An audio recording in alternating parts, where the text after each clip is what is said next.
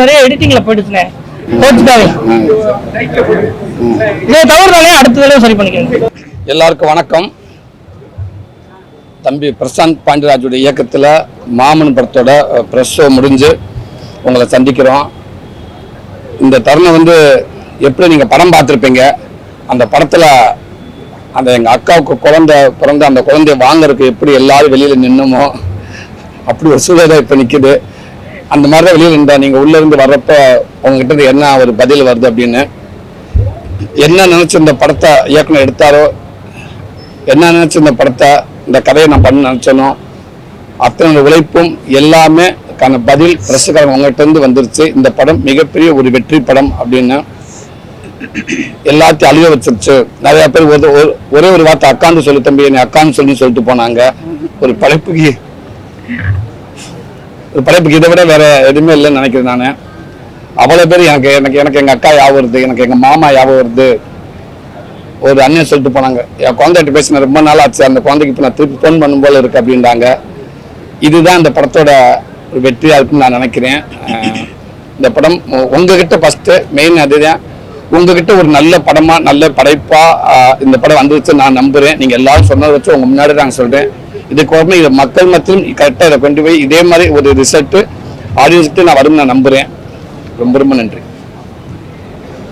எல்லாருக்கும் வணக்கம். நான் எப்போ சொல்கிற மாதிரி தான், ஆஃப்டர் ஒரு ஃபெயிலியருக்கு அப்புறம் விலங்கை நான் எங்கே இருந்தேன் எனக்கு தெரியும். விலங்கை இதே ப்ரெஷரில் தான் என்னை இப்படி ஒரு பெரிய படம் பண்ணுறதுக்கான காரணமாக இருந்தது. இந்த ரிவ்யூவர்ஸும் இந்த பத்திரிகையாளர்களும் மீன் கிரியேட்டர்ஸும் யூடியூபர்ஸும் தான் என்னை உருவாக்குறதா நான் நம்புகிறேன். அதே மாதிரி இந்த படமும் உங்களுக்கு ரொம்ப பிடிச்சிருக்குன்னு எல்லாரும் சொல்கிறத வச்சு நம்புகிறேன். இதையும் நீங்கள் கொண்டு போய் மக்கள்கிட்ட சேர்ப்பீங்கன்னு கேட்டுக்கிறேன். தேங்க்யூ. தேங்க்யூ சொல்லுங்க. இல்லை நீ சொல்லுங்க.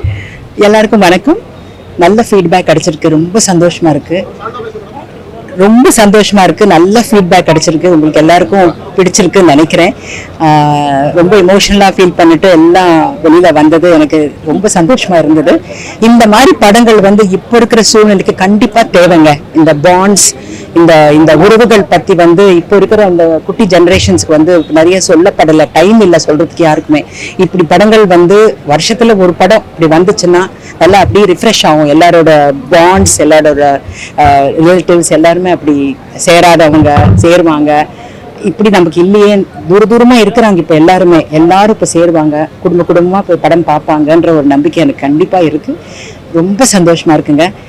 எனக்கு ஒண்ணு தோணுச்சு. எனக்கு என்னன்னா, இந்த மாதிரி படம் இப்படி ஒரு படத்தை கேபி சார் இல்லையே பாக்குறதுக்கு நினைச்சேன்னா, அவர் இந்த படத்தை பார்த்திருந்தாருன்னா ஒவ்வொரு டிபார்ட்மெண்ட்டுக்கும் ஒரு வாழ்த்து மடல எழுதியிருப்பாரு. ஒரு எடிட்டிங்க்கும், மியூசிக்கும், டைரக்டருக்கும், ஆர்டிஸ்டுக்கும் கூப்பிட்டு அவர் லெட்டர் கொடுப்பாரு எப்படி நம்ம பண்ணிருக்கோங்கிறது. அவர் இல்லையே இந்த படம் பாக்குறதுக்குன்னு நான் ரொம்ப நாளுக்கு அப்புறம் இந்த படத்தை பத்தி எனக்கு அவ்வளவு பொக்கிஷமா தெரியுது. Thank you so much. இந்த படத்தை கொண்டு போய் சேர்க்கணும், நீங்க எல்லாருக்கும் சேர்க்கணும். நீங்க தான் முதல்ல, you are the spinal cord மாதிரி இந்த படத்துக்கு நீங்க கொண்டு போய் மக்களுக்கு சேர்க்கணும். எல்லாரும் படம் பார்த்துட்டு என்ஜாய் பண்ணுங்க, தியேட்டர்ல பாருங்க. தேங்க்யூ. தூக்கணும் எல்லாத்துக்கும் தேங்க்யூ. எடிட்டர் சார் வாங்க. ஓகே. தேங்க்யூங்க. தேங்க்யூ.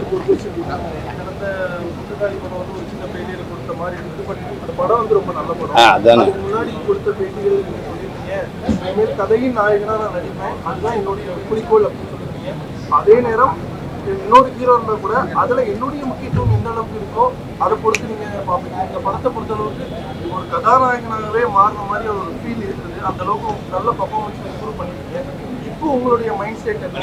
கதையின் நாயகனா, இனிமே கதாநாயகனா, இல்ல கதைக்கு எந்த அளவுக்கு முக்கியத்துவம் இருக்கோ அந்த அளவுக்கு எல்லா ஹீரோவோட சேர்ந்து நடிப்பீங்களா? அதான் இப்போ உங்க பார்வைக்கு உங்களுக்கு எனக்கு ஏத்துக்கிற மாதிரி ஒரு ரோல் தான் நான் எப்பவுமே இருக்குன்னு நினைக்கிறேன். அவர் இப்படி கேட்டாச்சு. ஸோ உங்களுக்கு ஏத்துக்கிற மாதிரி உங்களுக்கு ஏத்துக்கிற மாதிரி ரோல்ல தான் எப்பவுமே நடிக்கணும்னு நினைக்கிறேங்க. இதுவுமே இந்த இன்பாண்ட ஒரு கேரக்டர், கதையை ரொம்ப மீறாம, மற்ற ஆளுகளை ரொம்ப மீறாம, ஒரு ஃபேமிலியில அந்த இன்பாண்ட ஒருத்தர் எந்த அளவுக்கு இருப்பானோ அதுவாக தான் நான் கரெக்டாக பொருந்திருக்கேன்னு நினைக்கிறேன். ஸோ கதைக்கு தேவையான ஒரு ஆக்டராக ஆசைப்படுறீங்க. இந்த அண்ணன் ஒரே நிமிஷம் என்னங்கண்ணே? நடிச்சிருக்காங்கல்ல அவங்களுக்கு ஏதாவது ஒரு கேரக்டர் ஏதாவது ஒரு வேலை செய்யற சீரக இல்ல முக்கியடா இல்ல இல்ல வேலை செய்யறாங்க. ராஜிகிரே வீட்டுல சும்மா உட்காந்துருக்காரு, சுரீஷ் சும்மா உட்காந்துருக்காரு, அவங்க அந்த என்ன வேலை செய்யறாங்க? இல்ல அதுதானே என்னன்னா ஹோட்டல் பிசினஸ் அவங்க மாமா வேலை செய்றாரு. இல்ல பேக்ரவுண்ட்ல ஒர்க் பண்ணிருக்கோம். அது நிறைய எடிட்டிங்ல போயிடுச்சுனே கோச்சுக்காவே. டைட்டில் போட்டு இதை தவிர தானே அடுத்த தடவை சரி பண்ணிக்கணும். காரணம் என்ன அது இம்பாக்ட் இல்லை பிரச்சனை. ஓகே ஓகே புரியுது. அதே மாதிரி சூரிய கம்மியாகி ராஜி அலை வச்சது அவங்க வங்கியும் அதே கிளைமேக்ஸ்லேயே அவரை கொண்டு வந்து அவரை கம்மியாகி அப்படி தெரியல. அதான் எல்லாரும் சொல்ல படிக்கல ஓகேங்க ஸ்கோர் பண்ணிக்கலாம். இல்ல அண்ணன் பார்வையில் அப்படி இருந்திருக்கலாம். ஓகேண்ணே, இன்பான்றவனுக்கு என்ன முக்கியத்துவமோ அந்த மாமனா இருக்கு, அதுதானே கரெக்ட். கடந்த படத்துல வயலன்ஸ் அதிகமா இருந்தது, ரொம்ப ராவா காமிச்சிருக்கீங்க. இந்த சப்ஜெக்ட் வந்து கம்ப்ளீட் கான்ட்ராஸ்டா ஃபுல் எமோஷன்ஸா சூரி சாரை வச்சு இவ்வளவு ஹோல்ட் பண்ண முடியும் நீங்க நினைச்சதுக்கான காரணம் என்ன? இது இந்த காலத்துல இப்படி ஒரு எமோஷன்ஸ் கொண்டு போகலாம் அப்படின்னு நினைச்சிருக்காங்க. இல்ல அதுதான் எனக்கு சேலஞ்சிங்காகவே இருந்ததுண்ணே. இந்த கதையை சூஸ் பண்ணது காரணம் என்ன, அதான் போன படத்தை அண்ணனே திட்டினாரு ரொம்ப கெட்ட வார்த்தையா இருக்குன்னு. அதாவது கெட்ட வார்த்தையே இல்லாம ரொம்ப சாஃப்டா வயலன்ஸா இல்லாம உறவுகளுக்குள்ளார ஒரு ஒரு ஒரு லவபுளா ஒரு படம் பண்ணணும்னு ஆசைப்பட்டோம். அதை பார்த்தீங்கன்னா அடுத்த படத்துல அண்ணன் சொல்ற மாதிரி வேலை செய்யற இடத்துல ஃபுல் படமும் எடுக்கலாம். வயலை எப்படி சார் செலக்ட் பண்ணீங்க? இது பயங்கரமா பண்ணியிருந்தாரு. அண்ணன் கதை சொன்னாரு. கதை சொல்றப்ப இவன் ஞாபகம் தான். சரி வீட்லயே ஒருத்தர் இருக்கானேன்னு சொல்லி ட்ரெயின் பண்ணி அடிக்கிறது நல்லா நடிச்சிருக்கான். நான் சூரி அடுத்த கதை வச்சிருக்கீங்களா? அடுத்த கதை இருக்குண்ணே, அது எப்ப தேவைப்படுது அப்ப எடுத்துக்கலாண்ணே. கண்டிப்பா நன்றிங்கண்ணே. அடுத்த கதை உங்க ஆபீஸ் சோத்துல இருக்குன்னு நினைக்கிறேன். பார்ப்போம்ண்ணே, அதுவும் ஒரு நாளைக்கு நேரம் வந்துச்சுன்னா கண்டிப்பா அதையும் பண்ணுவோங்கண்ணே.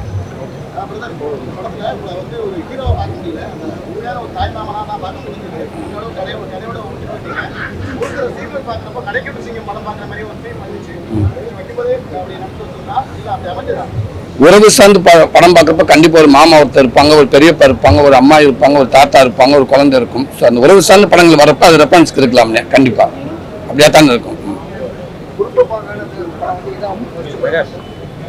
குடும்பமான படங்கள் நடிச்சிருக்கேன். கடவுள் சிங்கத்துல நடிச்சிருக்கேன், நம்ம வீட்டு பிள்ளைல நடிச்சிருக்கேன். படமும் ஒரே டேட்ல ரிலீஸ் ஆகுது. அதை பத்தி என்ன நல்ல விஷயம் தானே.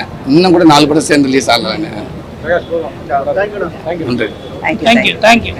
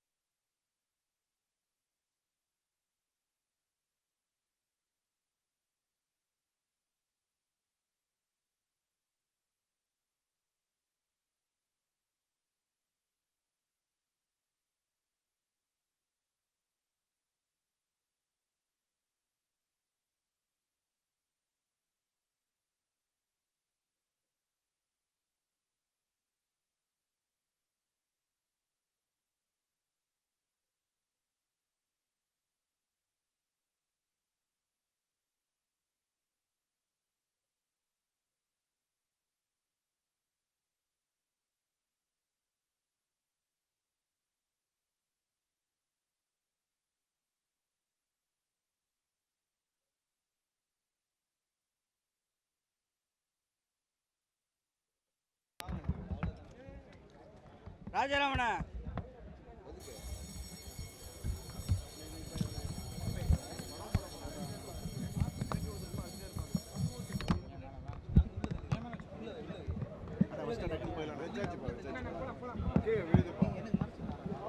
அண்ணா ஃபஸ்ட்டாக டக்குன்னு போயிடுங்கண்ணே டைம் அடுத்தோம்னா ஆரம்பிக்கிறோம் கொஞ்சம் தினமலை நானே எந்த மறைக்குதுண்ணே ஓகே ஓகே ஓகே ஓகே அண்ணா வச்சிட்டீங்க ஓகேவா அப்படியே விட்டுருங்க போயிடலாம் ஓகேவா ஓகே தான் ஓகே அங்கே வேணாம் இங்கே தான் அண்ணா அண்ணா அந்த பூ கொண்டு வந்தாங்கல்ல